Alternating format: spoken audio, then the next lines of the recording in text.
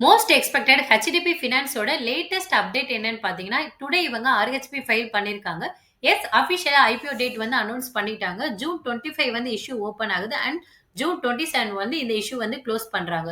ரொம்ப நாளுக்கு அப்புறமா ஒரு பிக் சைஸ் ஐபிஓ வந்து வரப்போகுது. அரவுண்ட் 12,500 கோடி வரை ஐபிஓ சைஸ் வந்து இருக்கு. இதுல 2,500 கோடி பார்த்தீங்கன்னா ஃப்ரெஷ் இஷ்யூ. இந்த நான் பேங்கிங் ஃபினான்ஸ் கம்பெனியோட சப்சிடரி கம்பெனி பார்த்தீங்கன்னா, ஹெச்டிஎஃப்சி பேங்க். இவங்க பார்த்தீங்கன்னா, அரவுண்ட் 94% வந்து ஷேர் வந்து இந்த கம்பெனில வச்சிருக்காங்க.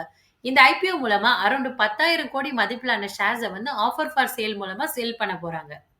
இந்த ஐபிஓல 2 ஸ்பெஷல் ரிசர்வேஷன் கோட்டாவும் இருக்கு. Eligible employees category and share holding category. இந்த ஷேர் ஹோல்டிங் கேட்டகரிய பொறுத்தவரை, நீங்க சப்சிடரி கம்பெனி ஹெச்டிஎஃப்சி பேங்கோட ஷேர் ஹோல்டரா இருந்தீங்கன்னா அப்ளை பண்ண முடியும். இன்னும் இந்த கம்பெனியோட ஆர்ஹெச்பி வந்து அவைலபிளா இல்ல. ஸோ அஃபிஷியலான ரெக்கார்ட் டேட் அதே மாதிரி இந்த ஐபிஓட பிரைஸ்மென்ட் எதுவுமே நம்மளுக்கு இன்னும் தெரியல. ஒன்ஸ் அவைலபிள் ஆனதுக்கு அப்புறமா நான் நெக்ஸ்ட் போஸ்ட் பண்றேன். As per cut off logic படி டுடே வந்து இவங்க ஆர்ஹெச்பி ஃபைல் பண்ணியிருக்காங்க. ஸோ வெட்னஸ்டே ஜூன் 18th வரை நீங்க ஹெச்டிஎஃப்சி பேங்கோட ஷேர் அட்லீஸ்ட் ஒரு ஷேர் ஹோல்டு பண்ணியிருந்தீங்கன்னா, நீங்க இந்த ஷேர் ஹோல்டர் கேட்டகரிக்கு வந்து எலிஜிபிளா இருப்பீங்க.